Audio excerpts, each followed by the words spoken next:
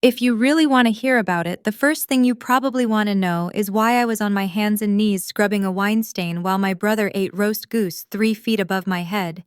It kills me. It really does how my family thought they could evict me from my own life just to fund a European vacation. My name is Penny Barnes, and I wasn't a daughter that night. I was just the help. But the thing about treating people like furniture is that you forget furniture doesn't listen. I didn't just walk out into the snow, I turned their cruelty into cash. Like, share, comment, and subscribe to our channel.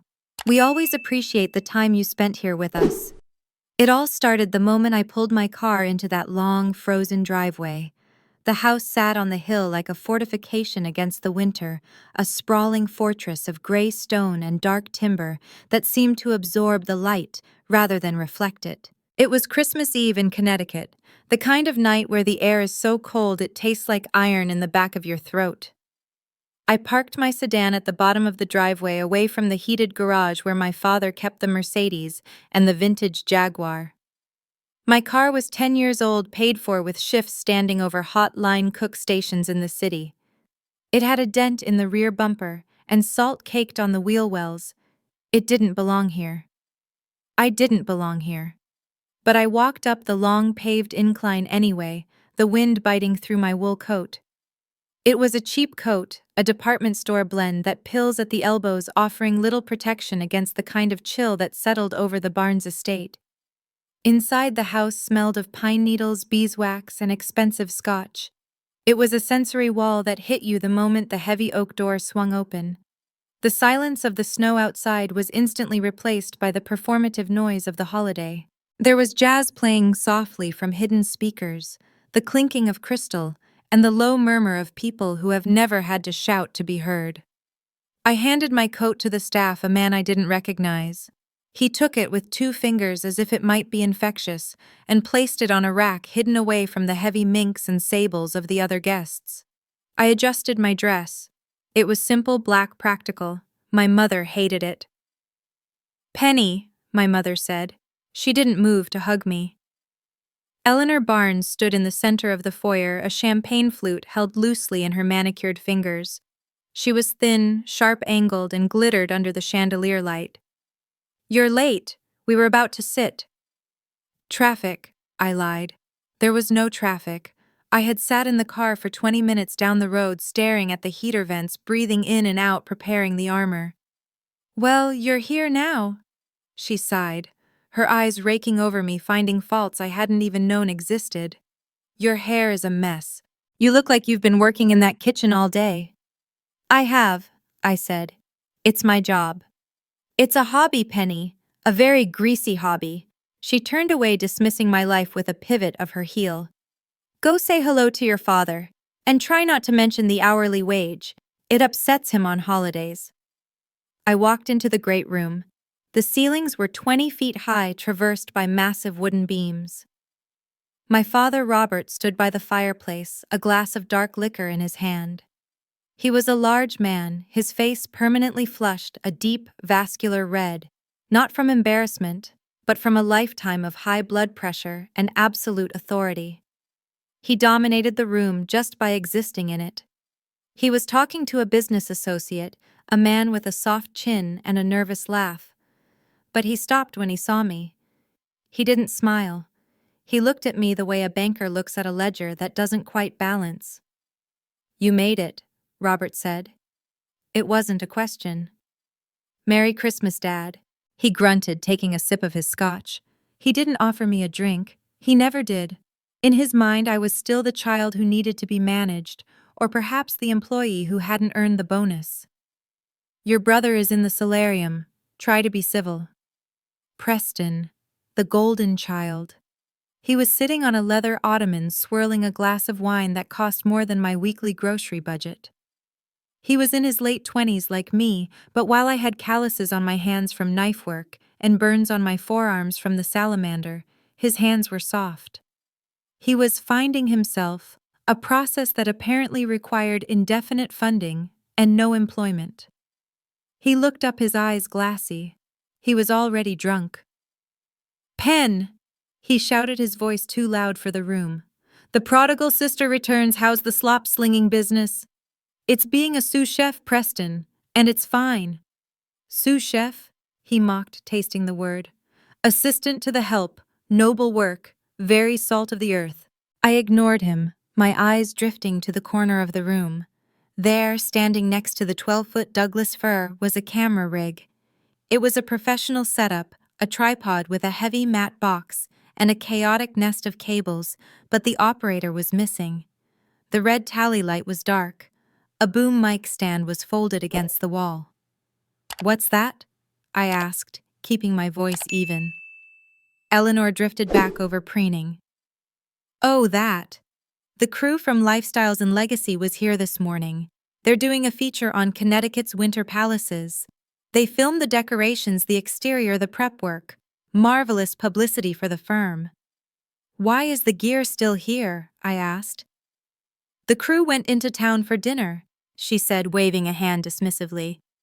"They wanted to capture some B-roll of the house lit up from the street later tonight, so they left the interior rig set up to save time. Don't touch it. It's off." I looked at the black lens. It looked like a dead eye.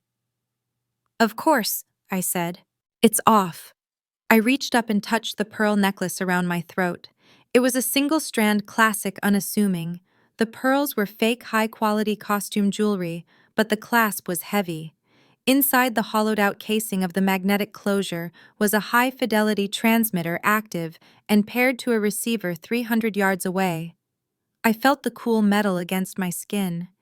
It was the only thing in the room that was real. "Penny, since you're standing there doing nothing," Eleanor snapped, breaking my focus. "The catering staff is moving at a glacial pace. Go check the dining room. The table settings need to be perfect. The salad forks were misaligned earlier, and I won't have it look like a cafeteria." "You hired staff, Mother. Let them do it." "I am telling you to do it," she hissed, her voice dropping to that dangerous whisper she used when she wanted to cut without leaving a mark. "Make yourself useful. You certainly aren't contributing to the conversation." I looked at her. I looked at Robert, who was laughing loudly at something the soft-chinned man said, his back turned to me. I looked at Preston, who smirked and raised his glass in a mock toast. They saw a servant. They saw a failure. They saw a safe place to dump their anxieties. "Fine," I said. I walked into the dining room. The table was a long expanse of mahogany set for 12. The china was bone white with gold rims. The silverware was heavy sterling cold to the touch. I moved around the table, inspecting the placement. My mother was right. The forks were a quarter-inch off. I adjusted them. I did it with precision, my hands moving with the muscle memory of a professional. In the kitchen, everything is about mise en place. Everything has a place. And if it is not in its place, the system fails. I aligned the crystal goblets. I smoothed the linen napkins. I worked like a soldier observing an enemy camp, noting the terrain, the exits, the weapons. I wasn't doing it for her. I was doing it because competence is the only thing they couldn't take from me. They could mock my wages. They could insult my apartment. They could treat me like an intruder in my childhood home, but they couldn't claim I didn't know how to set a table. I checked the sightlines. From the head of the table where Robert would sit, the view was commanding. From the foot where I would be placed near the swinging kitchen door, the view was of the service entrance. I finished the setting and stood back. The room was silent, waiting for the violence of the meal. I touched the pearls again. "Audio check," I whispered, barely moving my lips. 1, 2. I didn't need a response. I knew they were listening. I turned back toward the noise of the party, my face composed, my hands steady. The dinner was about to begin. We sat. The dining room was dim-lit only by the sputtering candles in the silver candelabras and the low, ambient glow of the wall sconces. The table was a vast geography of white linen, and I was placed at the southern pole next to the swinging door that led to the kitchen. It was the drafty seat, the one where the conversation from the head of the table reached you on a delay like a bad satellite connection. Robert sat at the head, a king on his throne. Eleanor was to his right. Preston was to his left. The other guests, the soft-chinned business associate and his silent wife, filled out the middle. The staff brought the first course a bisque that smelled of sherry and heavy cream. Robert didn't wait for anyone else to start. He dipped his spoon, tasted it, and grunted. This was the signal. The clinking of silver against china began a polite rhythmic percussion that underlined the tension. I ate mechanically. I didn't taste the soup. I was too busy listening to the silence between the words, waiting for the attack I knew was coming. "So," Robert said, his voice booming down the length of the mahogany. He didn't look at me. He looked at the bread basket. "How is the little cooking job Penny still slicing onions for minimum wage?" I put my spoon down. "I'm a sous chef, Dad. I run the line. And the pay is fine." "Fine," he repeated, savoring the word like it was a piece of gristle. "Fine is a poverty word. You have a degree from a good university, a degree I paid for, and you're using it to sweat in a basement kitchen in the East Village." "It's Chelsea, actually," I said, "and we just got a Michelin recommendation." "Recommendations don't pay the mortgage," he scoffed. He tore a piece of bread with violent precision. "I was talking to Jim heavily the other day, Jim from the firm, and his daughter just made partner. 28 years old. Partner. She drives a Porsche. You drive a tin can that lowers the property value of my driveway just by parking on it." "I like my job," I said quietly. "I like making things." "You like playing house," Eleanor chimed in. She didn't look up from her soup. "You're nearly 30, Penny. It's not charming anymore. It's stubbornness. You're embarrassing your father." I took a sip of water. The glass was heavy crystal etched with the family crest. I wanted to crush it in my hand. Instead, I let the cold water slide down my throat, cooling the anger that was starting to heat up my chest. I looked at Preston. He was already on his second glass of the Cabernet. His eyes were unfocused, swimming in a sea of unearned confidence. He was smiling at me, a loose, wet smile that said he enjoyed seeing me squirm. "Leave her alone, Dad," Preston slurred, waving his hand vaguely. "Pen's an artist. She's a culinary artiste. Let her chop her carrots." "At least she works," the business associate said, trying to be polite. It was a mistake. Robert turned on him. "My son is between ventures," he said sharply. "Preston is taking the time to curate his next move. You don't rush genius. He's looking at opportunities in Europe. Consulting." "Consulting," I repeated. The word tasted bitter. "On what, Preston? What are you consulting on?" Preston narrowed his eyes. "Global markets, trends. You wouldn't understand Penn. It's macro-level stuff, not like recipes." "He needs to see the world," Eleanor added, patting Preston's hand. "He's been stifled here. He needs the grand tour. Rome, Paris, Berlin. It's an investment in his cultural capital." The main course arrived. Roast goose, dark and rich, surrounded by roasted root vegetables and oysters Rockefeller. The smell was overwhelming, gamey and sweet. The staff moved silently, pouring more wine, clearing plates. I felt the vibration of the phone in my pocket, the app recording everything. The microphone in the pearls was capturing every scrape of the knife, every slur of Preston's speech, every dismissal from my father. Preston reached for the decanter of Cabernet. It was a 1996 vintage, dusty and intimidating. His hand was unsteady.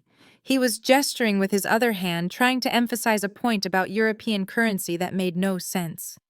"The euro it's liquid," he said, his arm sweeping out. "It's about flow." His hand struck the heavy crystal decanter. It happened in slow motion. The decanter tipped, the heavy glass base lifted, and then gravity took over.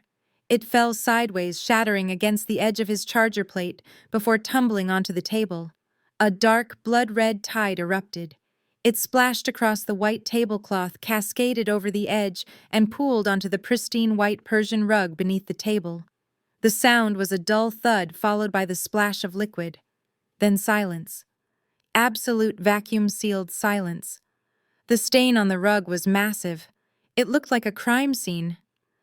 Robert stared at the rug. His face turned a shade of purple that matched the wine.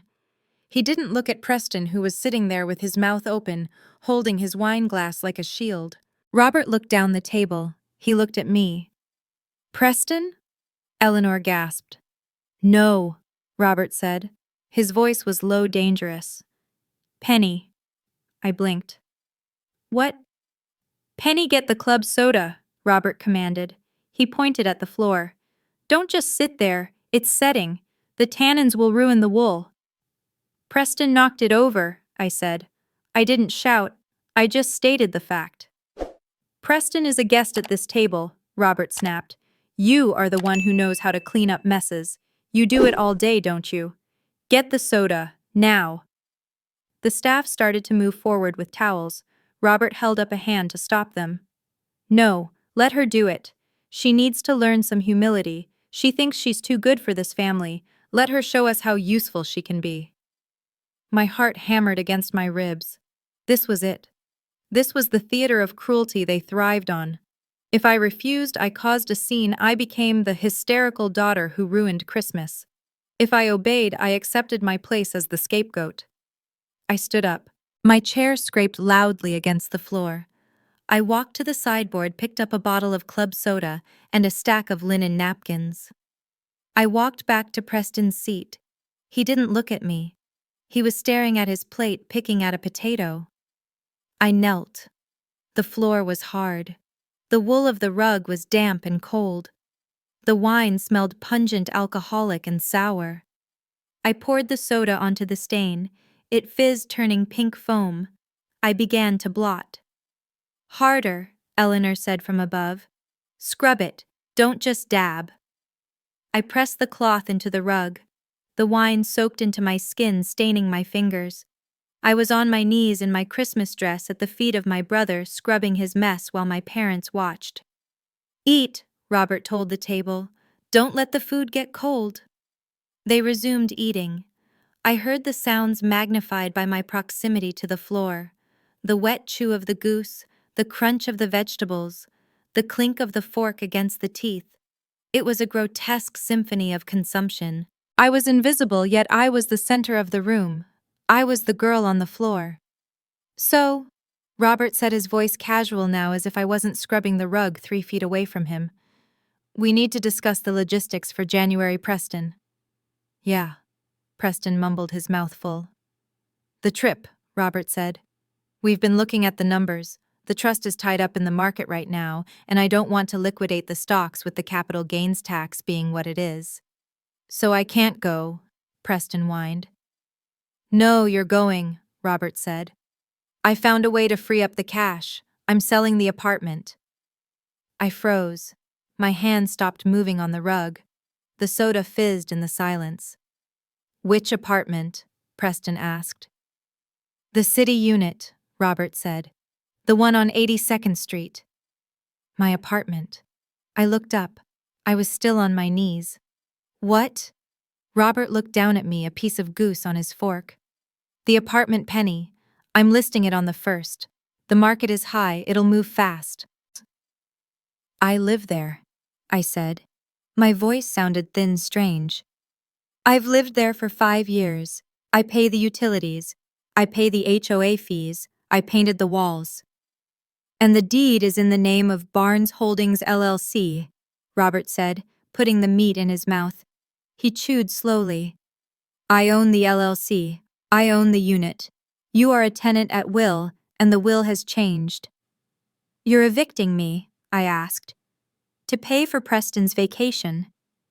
It's not a vacation, Eleanor corrected, sipping her wine. It's a sabbatical. And you don't need a 2-bedroom apartment in the city, Penny. It's wasteful. You're single. You're barely making ends meet. I pay my bills, I said, standing up slowly. My knees were wet with wine and soda. The red stain was on my dress now. I have a lease agreement. A verbal one, Robert said, which I am terminating. I need the liquidity. Preston needs $50,000 for the first leg of the trip plus the stipend. The sale will cover that and put a nice chunk back into the portfolio. You can't do this, I said. I have nowhere to go. Don't be dramatic, Eleanor said. We've already discussed it. You can move back here. The basement suite is empty since the au pair left. It has a kitchenette. You can live rent-free. It will be good for you to be home. You can help manage the house. The staff has been slipping lately. They need supervision. The trap became clear. It wasn't just about the money. It was about control. They wanted me back under the roof in the basement, essentially working as the housekeeper, stripped of my independence, stripped of my city life. They were cannibalizing my existence to feed Preston's ego. "You're selling my home," I said, staring at Robert. "To send him to Europe to drink wine." "It's business, Penny," Robert said, wiping his mouth with a napkin. "Don't take it personally. The asset is underperforming. Preston is the growth stock. You are static." Preston laughed. It was a short, sharp bark of a laugh. "Don't be jealous, Pen. I'll send you a postcard from Rome. Maybe I'll bring you back a souvenir. An apron, maybe." I looked at them. The three of them. The father who saw me as a bad investment. The mother who saw me as unpaid labor. The brother who saw me as a joke. They sat there in the warmth of the fire, well-fed, comfortable, plotting the dismantling of my life as if they were discussing the weather. I felt the tears prick at the corners of my eyes, hot and sudden. But I didn't let them fall. Hemingway would have said that crying is for people who think the world owes them kindness. I knew better. The world owed me nothing. But these people, they owed me everything. I looked down at the red stain on the rug. It was fading, but it would never truly come out. It was deep in the fibers now, just like the rot in this house. "Is that the plan, then?" I asked, my voice steady, betraying nothing of the earthquake inside me. "I'm out on the street in January." "January 1st, Robert confirmed. "I have the realtor coming on the 2nd for staging. You'll need to have your things out. Or in the basement." "Okay," I said. "Okay." Robert looked surprised. He had expected a fight. He had expected begging. "Okay," I repeated. "I understand the logic." I did understand the logic. It was the logic of predators. And the thing about predators is that they get sloppy when they think the prey is wounded. They didn't see the woman standing before them. They only saw the daughter on her knees. I touched the pearls one last time. The metal was warm now, heated by my skin. The recording was running. Every word, every threat, every admission of the legal structure of the LLC. They had just confessed to a premeditated retaliatory eviction to favor one child over another, all while treating the other like an indentured servant. "Well," Robert said, gesturing to my chair. "Sit down, finish your dinner. The goose is getting cold." "I'm not hungry," I said. "Sit down," he commanded. I didn't sit. Instead, I looked at the camera in the corner. The dead camera. The black eye that had seen it all. The rising action was over. The cliff edge was here. "Actually," I said, "I think I'm done with dinner." Robert frowned, his fork halfway to his mouth. "Excuse me." I said, "I'm done." And then I turned my back on the table. I remained standing. My knees were damp and cold-stained pink from the wine and the soda, a physical brand of my submission. But my spine was straight.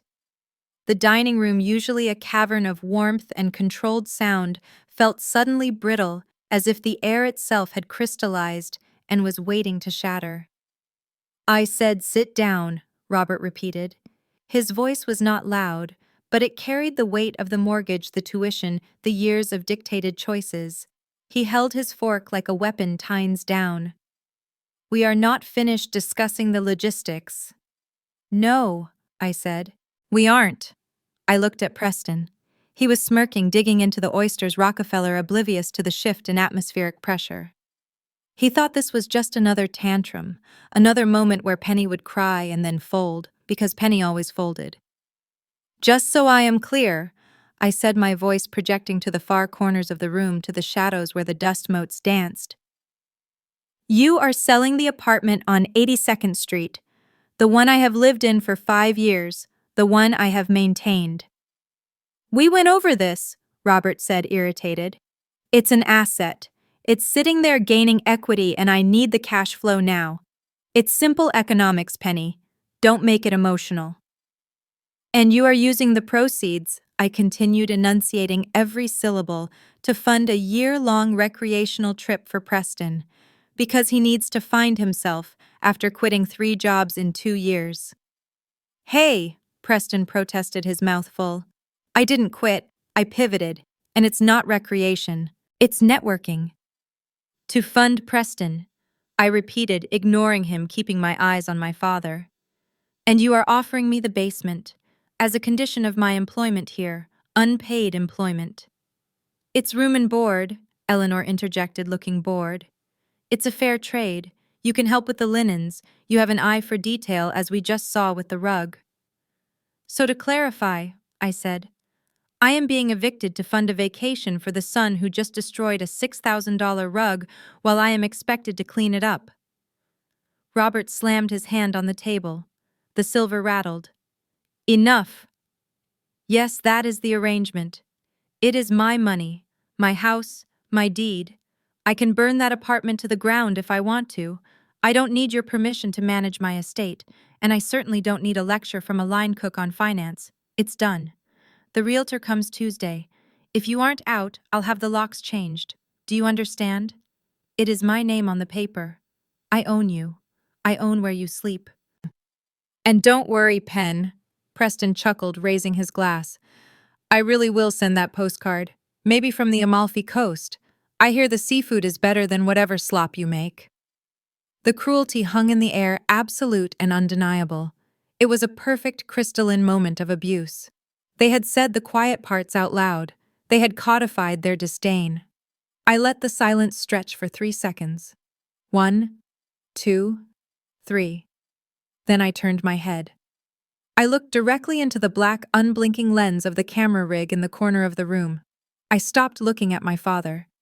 I looked at the machine. Did you get that audio clearly, Mark? I asked. The room stopped. Robert froze, his mouth half open.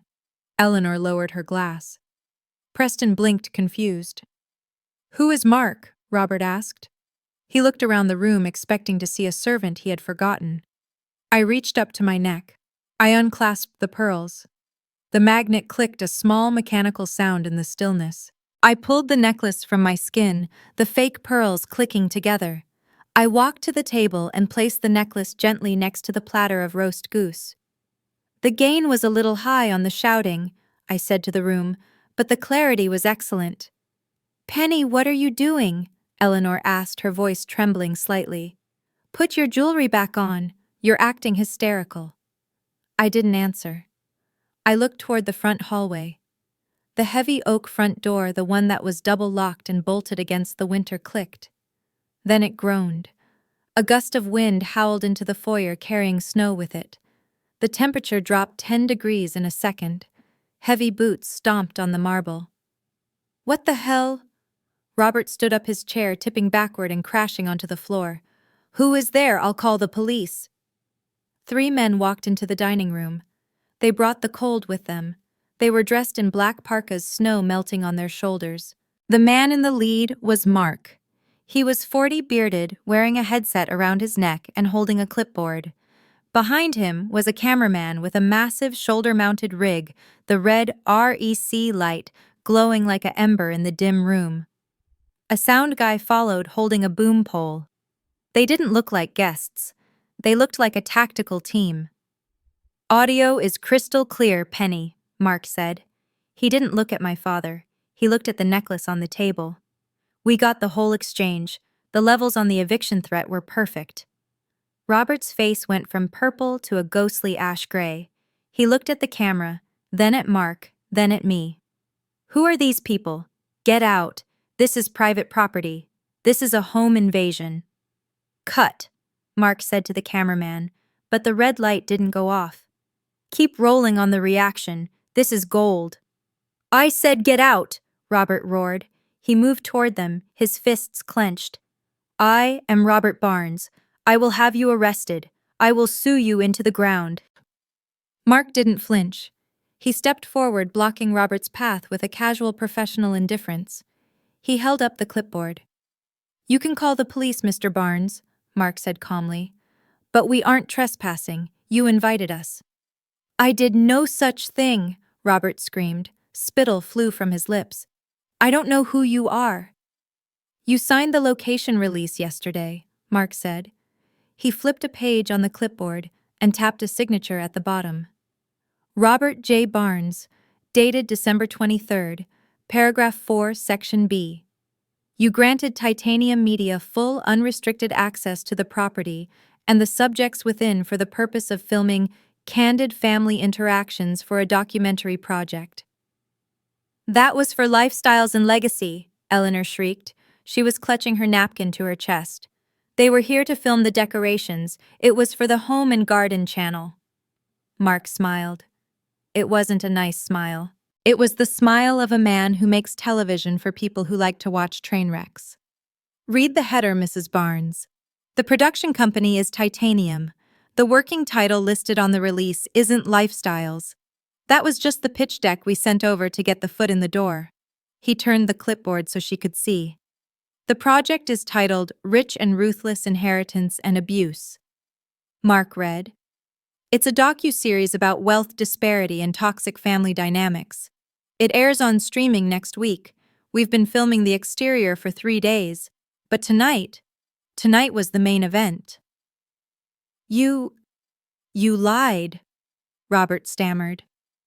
He looked at the document. It was his signature. He had signed it without reading the fine print, just like he signed everything, assuming his importance was protection enough. We omitted, Mark corrected. We have the rights, we have the footage. And thanks to your daughter, we have the audio. Robert turned to me. His eyes were wide, terrified. He looked at the pearls on the table. Me, I said. But the camera, Eleanor whispered, pointing to the corner. I told you it was off. The light was off. I turned it on, I said. Remember last week, when you asked me to come up and fix the smart home system because you couldn't get the heated floors to sync with your phone? Yes, she breathed. I installed a bridge, I said. I connected the security feed and the external ports to a remote server. I gave Mark the access codes, and I turned the tally light off in the settings. It's been recording since I walked in the door. It recorded you telling me I looked like a mess. It recorded Dad mocking my salary. It recorded Preston knocking over the wine, and it recorded you telling me to get on my knees. You set us up, Preston whispered. He looked sick. You rat. I didn't make you say those things, Preston, I said. I didn't make Dad threaten to sell my home. I didn't make Mom tell me to live in the basement. You did that, all on your own. I just provided the microphone.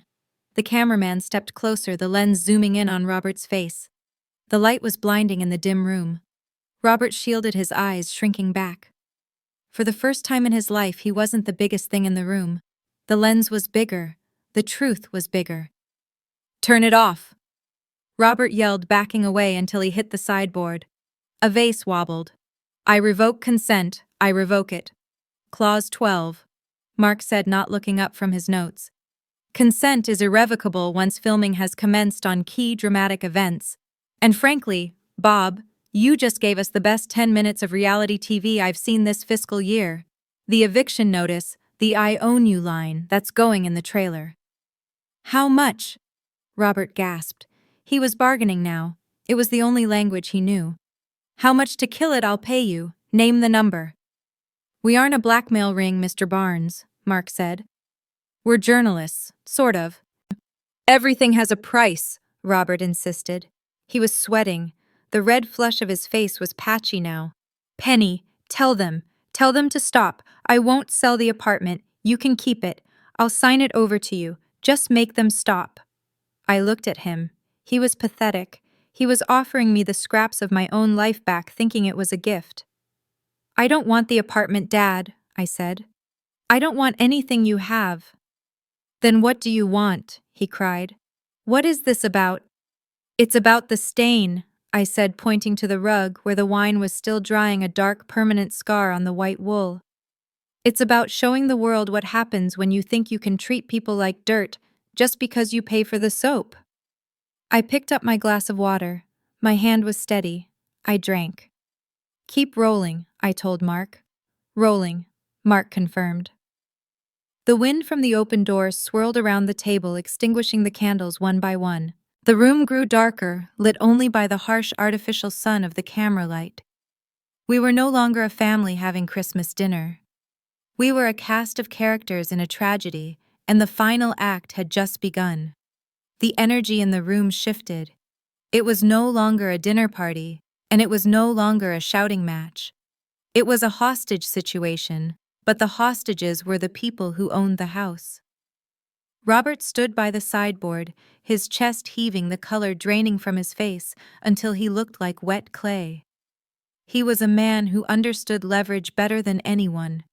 He dealt in hostile takeovers, in strong-arming smaller firms, in the brutal arithmetic of winners and losers.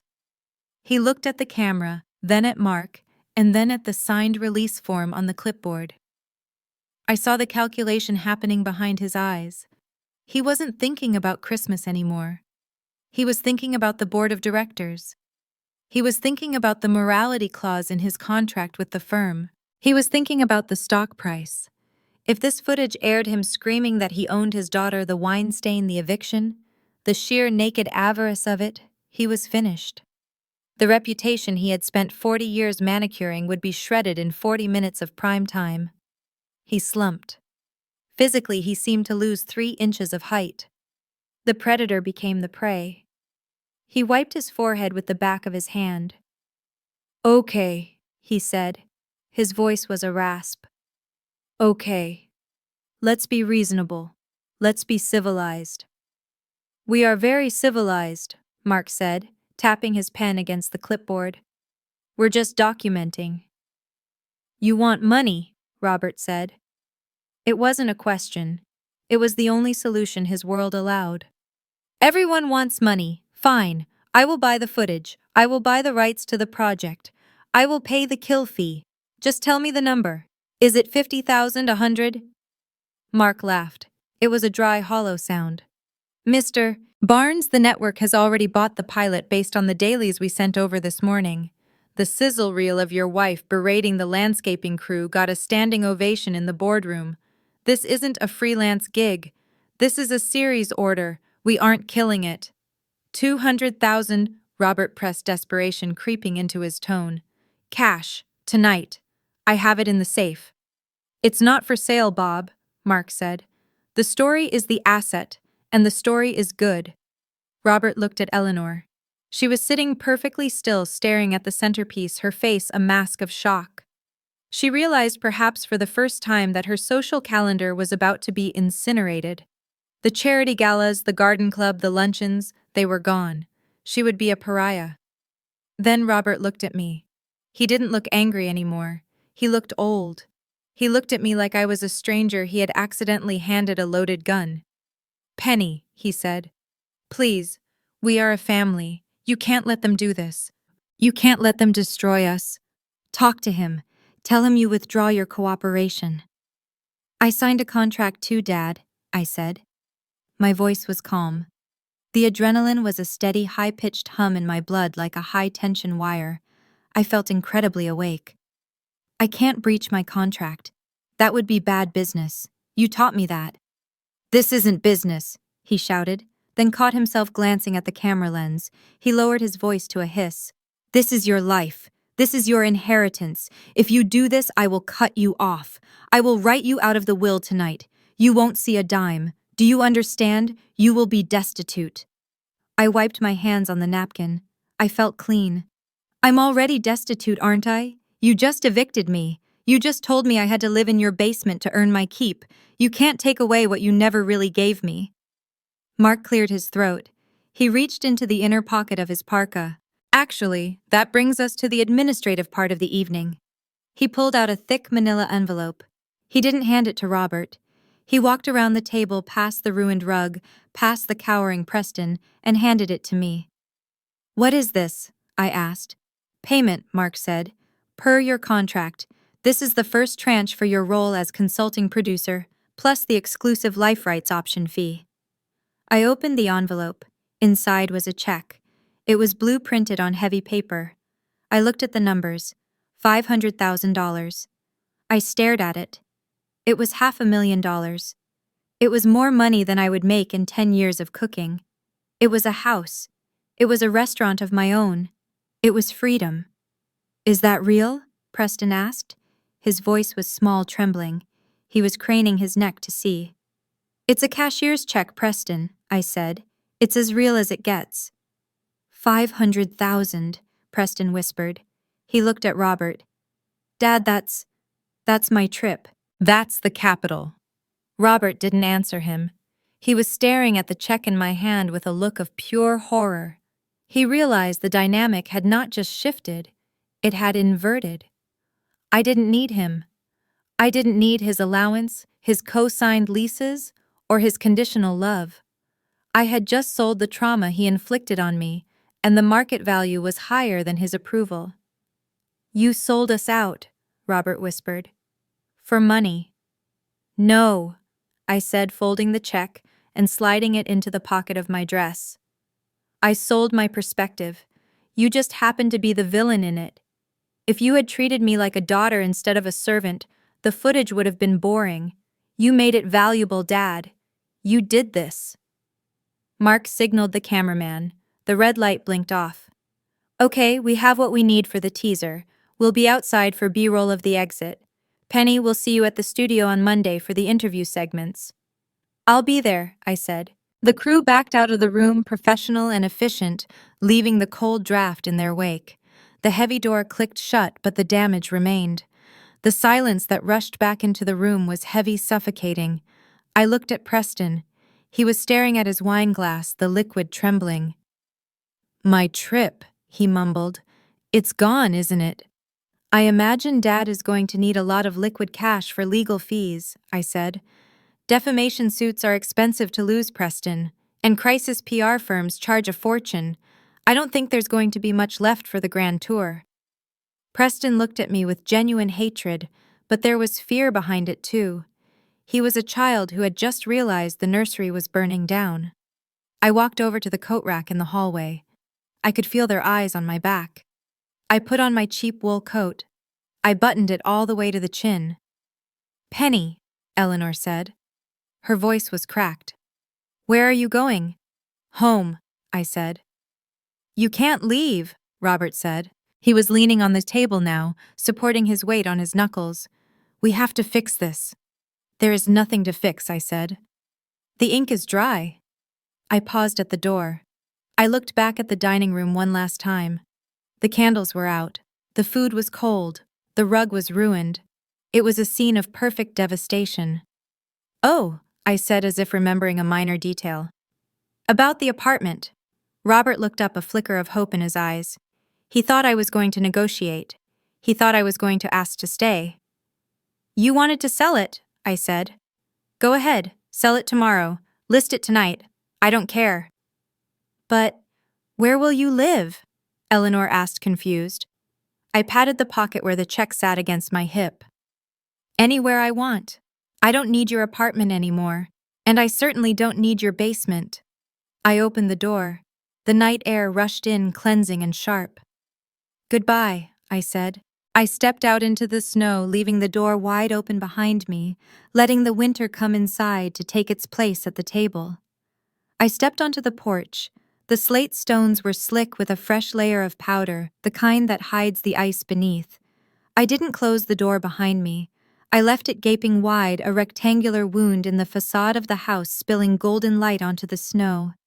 Behind me, the sounds of the dining room began to mutate. The silence had broken, replaced by the frantic, high-pitched chaos of damage control. I could hear my mother sobbing. It wasn't the mourning of a parent losing a child. It was the shrill, gasping panic of a socialite watching her status evaporate. She was crying about the season, about the neighbors, about the impossibility of showing her face at the club. She wasn't calling my name, she was mourning her reflection. Deeper in the house, my father's voice boomed, distorted by rage and distance. He was already on the phone, likely shouting at a junior associate at his law firm. I heard fragments of his desperation drifting out into the cold air. Injunction. Breach of privacy. Sue them into the Stone Age. He was trying to litigate his way out of a reality he had created. He believed that if he shouted loud enough or threw enough money at the problem, the recording would cease to exist. He didn't understand that the world had moved on, that the camera didn't care about his net worth, only his actions. I walked down the steps. The wind hit me sharp and biting, stripping away the stifling heat of the dining room. It felt good. It felt like waking up. The driveway was long, a winding ribbon of asphalt lined by manicured hedges that were now shapeless mounds of white. I walked toward the street where the production van was parked. It was a black, nondescript cargo van, its engine idling, sending plumes of gray exhaust into the night. Mark was standing by the rear doors supervising the loadout. The cameraman who had been inside was already there, sliding the heavy rig into its case. They moved with the efficiency of a crew that had done this 100 times before. They were technicians of disaster. They captured the crash, packed up the gear, and moved on to the next wreck. Mark looked up as I approached. He held a cigarette in his gloved hand, the ember glowing bright orange against the monochrome night. He didn't smile. He looked at me with a strange expression, respect perhaps, or maybe just professional curiosity. "You okay?" he asked. His voice was flat, cutting through the wind. "I'm fine," I said, and I was.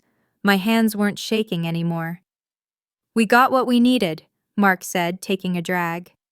"The producer in New York is already cutting the promo. It's going to be brutal, Penny. Once this airs, there's no going back.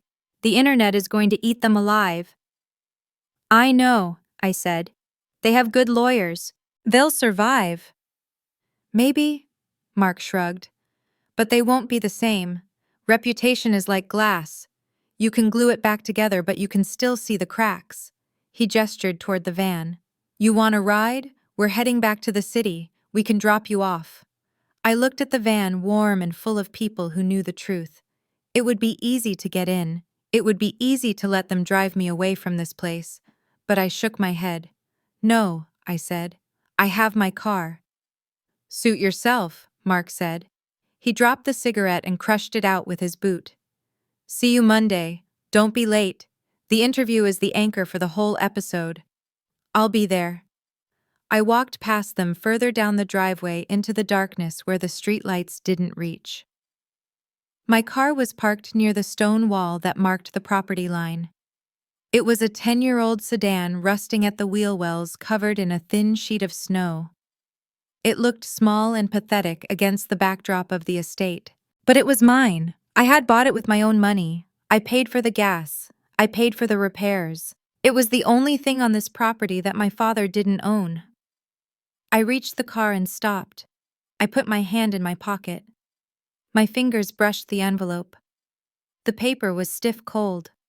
I pulled it out halfway, just enough to see the blue corner of the check. $500,000. It was a heavy number. It was enough to buy a small house in a quiet town.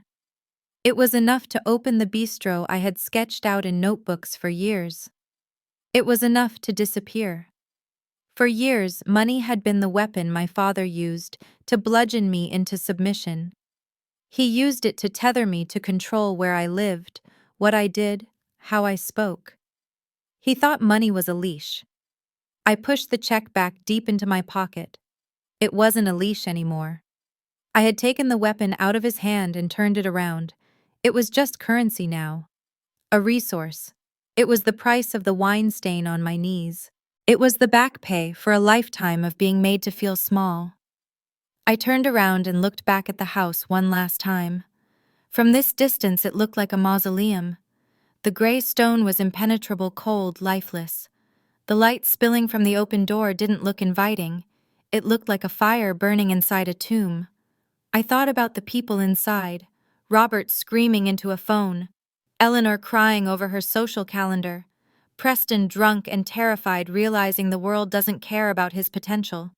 They were trapped in there, walled in by their own egos, suffocated by the very wealth they worshipped. They were the prisoners. I was the one walking away. I didn't feel sad. I searched myself for a pang of regret, a nostalgic pull for the childhood Christmases that used to happen in that living room, but I found nothing. The nostalgia had been scrubbed away just like the wine on the rug. All that was left was clarity. I brushed the snow off the driver's side window with my bare hand. The ice stung my palm. I opened the door. The hinge creaked a loud, rusty protest in the silence. The interior smelled of old coffee and cold fabric. It smelled like my life. I sat in the driver's seat and closed the door. The silence of the car was different than the silence of the house. It was a private silence. A safe silence.